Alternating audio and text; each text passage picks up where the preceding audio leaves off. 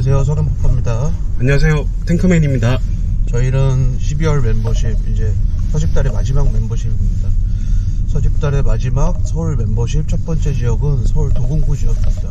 도봉구 도봉동 지역인데, 도봉역세권 지구단위 계획과, 그리고 이제 사실은 오늘 창동도 갑니다. 방학동도 가긴 하지만 방학역세권 지구단위 계획고요. 그리고 이제 창동역 주변에 신건영 빌리지라는 준주거 지역 빌라가 있는데, 그 신건영 빌리지 빌라와 그리고 창오동 중공업 지역 그 라인에 지구단위 계획구역이 있습니다. 이 세 가지 지구단위 계획구역을 우리가 모니터링한 지 한 4년 정도가 흘렀는데, 이제 4년이 흘른 이 시점에 그 해당 지구단위 계획구역 주변으로 뭔가 도로 확보 계획이 나오고 해당 지구단위 계획구역이 확장되는 움직임이 보이고 있고, 그리고 4년 동안 진짜로 그 지구단위 계획 주변으로 약간의 움직임들은 있었는데, 어쨌든 지금 도봉동 쪽은 북한산 국립공원이 맞닿아 있는데, 이 지역 드디어 개발 제한 구역 이런 해제 움직임이 또 있고, 그리고 이제 뭔가 한옥마을을 짓겠다라는 그런 계획이 있습니다. 즉 한옥마을을 짓기 위해서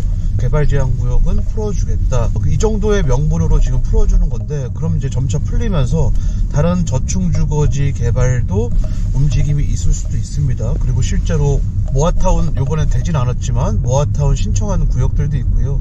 어쨌든 그런 움직임 덕분에 크고 작은 재개발, 정비사업의 움직임이 지금 보이고 있어서 이 동네를 한번 와봤습니다. 네, 그렇습니다. 이쪽도 조사한 지 거의 한 4년 정도 이렇게 됐는데, 사실 그 가운데서도 이민의 성과도 있었고요. 그리고 서집달에서 또 적중한 그런 사례들도 좀 있었는데, 그것도 같이 아우르면서, 그리고 또 새로운 투자처를, 그리고 뉴 트렌드에 맞는 공식, 그러니까 신속통합계획이나 모아타운 공식에 부합할 만한 새로운 지역들도 한번 제대로 발굴해 보겠습니다. 네, 감사합니다. 감사합니다. 자, 서울 두 번째 지역에 와 있습니다. 지금 현재 와 있는 곳은 서울시 강북구 지역입니다. 강북구 지역은 북한산 국립공원에 의한 고도가 제한이 되어 있고, 그리고 이제 4호선 라인과 우이 신설선 경전철 라인이 있는데, 지금 현재 강북구 입장은 우이 신설선 라인을 좀 주력으로 뭔가 좀 개발하고 싶다. 지금 우이 신설선이 생긴 지 꽤 됐는데, 사실은 우이 신설선 쪽으로 거점 개발을 이렇다 하게 뭔가 지정은 했지만, 지구단위 계획구역 지정은 했지만, 이렇다 하게 뭔가 좀 가시적인 성과를 시원스럽게 낸 사례가 별로 없죠. 그래서 이번에 어쨌든 강북구청장은 자료를 이제 보여주면서 설명을 하셨는데, 우이신설선 라인 쪽으로 어쨌든 개발을 하겠다. 그리고 지금 현장 임장 결과 느끼는 점은 이쪽 라인으로 북한산 고도 제한이 없는 곳을 살짝 잘 피해가지고 어쨌든 건드려 주려고 하는 그런 움직임들이 많이 보이고 있습니다. 예. 네, 그렇습니다. 그래서 어쨌든 간에 북한산 고도 제한 때문에 굉장히, 그러니까는 재개발 제한이 많이 되었던 지역인데, 그래서 최근에 오세훈 서울시장이 북한산 고도 제한을 15층 정도 낮춰주겠다 해서 이런 재개발, 모아타운 움직임이 많이 일어나고 있어요. 네, 많이 일어나고 있고, 그리고 저희가 가로주택 정비 사업에 한참 관심을 가지고 이쪽 지역을 지켜봤을 때도 한 모 가주정 사업지가 초반에 이렇게 잘 급등을 했었거든요. 네. 그래서 그런 점을 봤을 때는 처음에 조합설립 인가가 될 가능성이 높은 지역일수록 그래도 투자 수요는 몰려온다. 이게 네. 핵심 포인트가 될 것 같습니다. 네.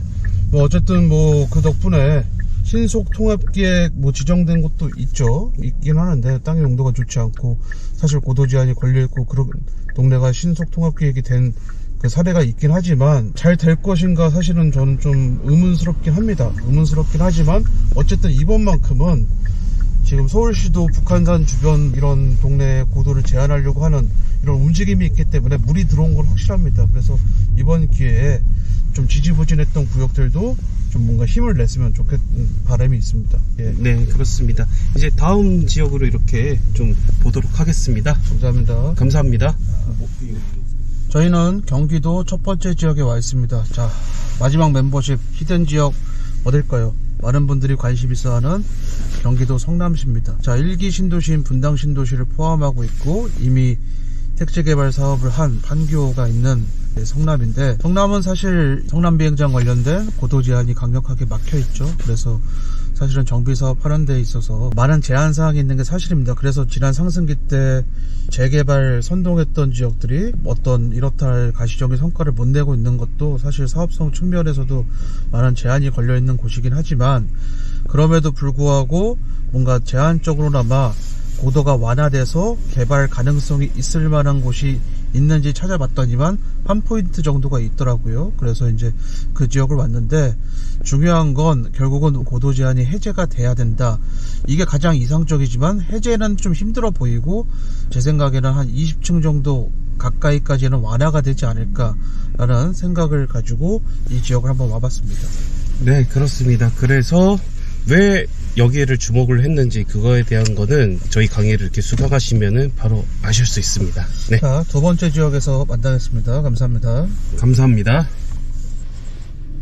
네, 저희는 이제 수도권 두 번째 지역 왔습니다. 항상 역세권 상업지역은 우리가 주목을 좀 해야 되는데, 해당 도시의 역세권 상업지역 지적 재소자 사업을 한다는 네. 고시문이 나왔습니다. 상당히 중요한 부분이겠죠. 의미 없이 지적 재소자 사업을 하지 않을 겁니다. 그러면 이제 해당 고시문 대상지 주변으로 함께 건들 만한 곳이 있는지 파악하는 게 상당히 중요해서 한번 이 동네로 와봤습니다. 네, 굉장히 중요한 지역이고요. 그리고 이 상업지역을 유심히 이렇게 살펴보면은 원래 해당 지역은 그러니까 고도 제한이 있을 것으로 예상되는 지역, 그러니까 군사시설과 관련된 곳, 뭐 그렇게 좀 인지가 되고 있기 때문에 실제로 고밀도 개발 사례가 그렇게 많지는 않았거든요. 그런데 최근의 동향도 잘 지켜봐야 된다. 그게 핵심이고, 그렇다면은 고밀도 개발이 잘 된 사례가 나타나기 시작한다면 인근 재개발, 재건축에도 시너지 효과가 일어날 가능성이 큽니다. 그래서 네. 그걸 추적을 해야 되는 것입니다. 네, 감사합니다.